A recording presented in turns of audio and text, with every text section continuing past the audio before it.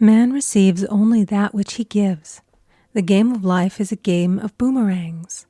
Man's thoughts, deeds, and words return to him sooner or later with astounding accuracy. This is the law of karma, which is Sanskrit for comeback. Whatsoever a man soweth, that shall he also reap. For example, a friend told me this story of herself, illustrating the law. She said, I make all my karma on my aunt. Whatever I say to her, someone says to me. I am often irritable at home when one day said to my aunt, who was talking to me during dinner, no more talk, I wish to eat in peace. The following day, I was lunching with a woman with whom I wished to make a great impression. I was talking animatedly when she said, no more talk, I wish to eat in peace. My friend is high in consciousness, so her karma returns much more quickly than to one on the mental plane. The more man knows, the more he is responsible for, and a person with a knowledge of spiritual law, which he does not practice, suffers greatly in consequence. The fear of the Lord, law, is the beginning of wisdom. If we read the word Lord, law, it will make many passages in the Bible much clearer. Vengeance is mine, I will repay, saith the Lord, law. It is the law which takes vengeance, not God. God sees man perfect, created in his own image, imagination, and given power and dominion. This is the perfect idea of man, registered in divine mind, awaiting man's recognition. For man can only be what he sees himself to be, and only attain what he sees himself attaining. Nothing ever happens without an onlooker, is an ancient saying. Man first sees his failure or success, his joy or sorrow, before it swings into visibility from the scenes set in his own imagination. We have observed this in the mother picturing disease for her child, or a woman seeing success for her husband. Jesus Christ said, "And ye shall know the truth, and the truth shall make you free." So we see freedom from all unhappy conditions comes through knowledge, a knowledge of spiritual law. Obedience precedes authority, and the law obeys man when he obeys the law. The law of electricity must be obeyed before it becomes man's servant. When handled ignorantly, it becomes man's deadly foe. So with the laws of mind. For example, a woman with a strong personal will wished she owned a house which belonged to an acquaintance, and she often made mental pictures of herself living in the house. In the course of time, the man died, and she moved into the house.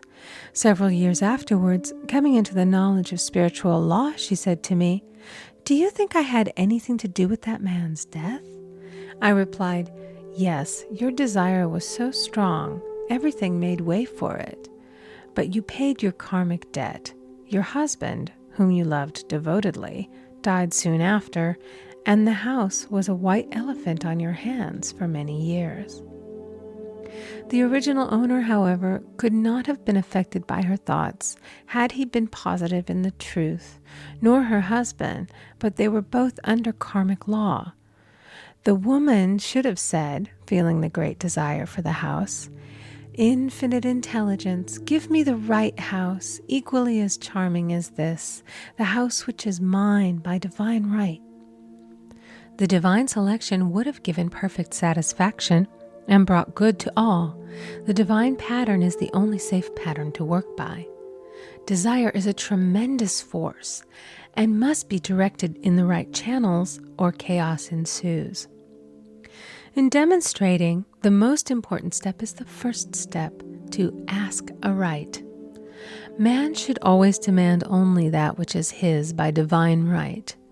To go back to the illustration, had the woman taken this attitude, "If this house I desire is mine, I cannot lose it. If it is not, give me its equivalent," the man might have decided to move out harmoniously had it been the divine selection for her, or another house would have been substituted. Anything forced into manifestation through personal will is always ill-got and has ever bad success. Man is admonished, "My will be done, not thine." And the curious thing is, man always gets just what he desires when he does relinquish all personal will, thereby enabling infinite intelligence to work through him. "Stand ye still and see the salvation of the Lord," law. For example, a woman came to me in great distress.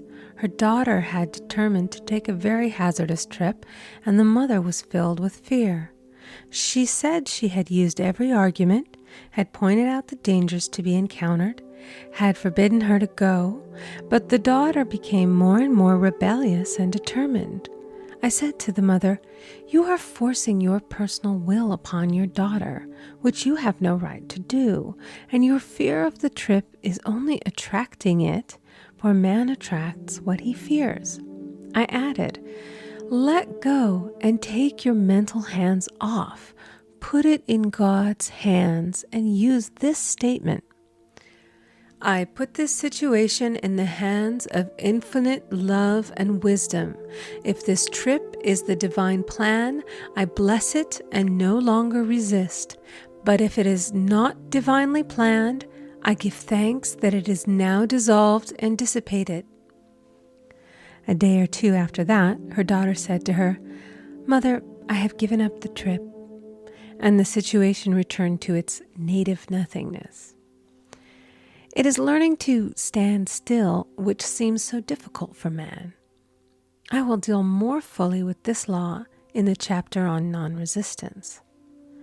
I will give another example of sowing and reaping, which came in the most curious way. A woman came to me saying she had received a counterfeit $20 bill given to her at the bank. She was much disturbed, for, she said, "The people at the bank will never acknowledge their mistake."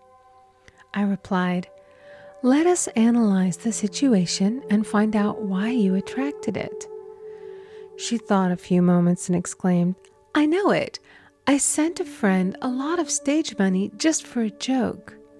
So the law had sent her some stage money, for it doesn't know anything about jokes. I said, "Now we will call on the law of forgiveness and neutralize the situation." Christianity is founded upon the law of forgiveness. Christ has redeemed us from the curse of the karmic law, and the Christ within each man is his redeemer and salvation from all inharmonious conditions. So I said, "Infinite Spirit, we call on the law of forgiveness and give thanks that she is under grace and not under law, and cannot lose this $20, which is hers by divine right." Now, I said, go back to the bank and tell them, fearlessly, that it was given you there by mistake. She obeyed, and to her surprise, they apologized and gave her another bill, treating her most courteously. So knowledge of the law gives man power to rub out his mistakes. Man cannot force the external to be what he is not. If he desires riches, he must be rich first in consciousness. For example, a woman came to me asking treatment for prosperity.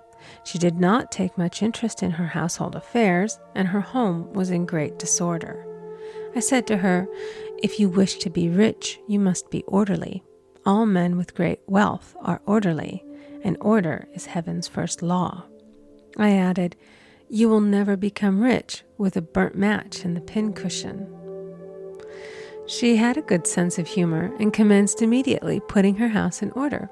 She rearranged furniture, straightened out her bureau drawers, cleaned rugs, and soon made a big financial demonstration, a gift from a relative. The woman herself became made over and keeps herself keyed up financially by being ever watchful of the external and expecting prosperity, knowing God is her supply. Many people are in ignorance of the fact that gifts and things are investments, and that hoarding and saving invariably lead to loss. There is that scattereth, and yet increaseth. There is that withholdeth more than is meet, but it tendeth to poverty. For example, I knew a man who wanted to buy a fur-lined overcoat. He and his wife went to various shops, but there was none he wanted. He said they were all too cheap looking. At last he was shown one the salesman said was valued at $1,000, but which the manager would sell him for $500 as it was late in the season. His financial possessions amounted to about $700. The reasoning mind would have said, "You can't afford to spend nearly all you have on a coat." But he was very intuitive and never reasoned. He turned to his wife and said, "If I get this coat, I'll make a ton of money." So his wife consented, weakly. About a month later, he received a $10,000 commission. The coat made him feel so rich, it linked him with success and prosperity. Without the coat, he would not have received the commission. It was an investment paying large dividends. If man ignores these leadings to spend or to give, the same amount of money will go in an uninteresting or unhappy way. For example, a woman told me on Thanksgiving Day she informed her family that they could not afford a Thanksgiving dinner. She had the money, but decided to save it. A few days later, someone entered her room and took from the bureau drawer the exact amount the dinner would have cost. The law always stands back of the man who spends fearlessly with wisdom. For example, one of my students was shopping with her little nephew. The child clamored for a toy, which she told him she could not afford to buy. She realized suddenly that she was seeking lack and not recognizing God as her supply. So she bought the toy and on her way home, picked up in the street the exact amount of money she had paid for it. Man's supply is inexhaustible and unfailing when fully trusted, but faith or trust must precede the demonstration. According to your faith, be it unto you. Faith is the substance of things hoped for and the evidence of things not seen. For faith holds the vision steady, and the adverse pictures are dissolved and dissipated, and in due season we shall reap, if we faint not. Jesus Christ brought the good news, the gospel, that there was a higher law than the law of karma, and that law transcends the law of karma. It is the law of grace or forgiveness. It is the law which frees man from the law of cause and effect, the law of consequence. Under grace, not under law. We are told that on this plane, man reaps where he has not sown. The gifts of God are simply poured out upon him. All that the kingdom affords is his. This continued state of bliss awaits the man who has overcome the race or world thought. In the world thought there is tribulation, but as Jesus Christ said, "Be of good cheer, I have overcome the world." The world thought is that of sin, sickness, and death. He saw their absolute unreality and said, "Sickness and sorrow shall pass away, and death itself, the last enemy, be overcome." We now know, from a scientific standpoint, that death could be overcome by stamping the subconscious mind with the conviction of eternal youth and eternal life. The subconscious, being simply power without direction, carries out orders without questioning. Working under the direction of the superconscious, the Christ or God within man, the resurrection of the body would be accomplished. Man would no longer throw off his body in death. It would be transformed into the body electric, sung by Walt Whitman, for Christianity is founded upon the forgiveness of sins and an empty tomb.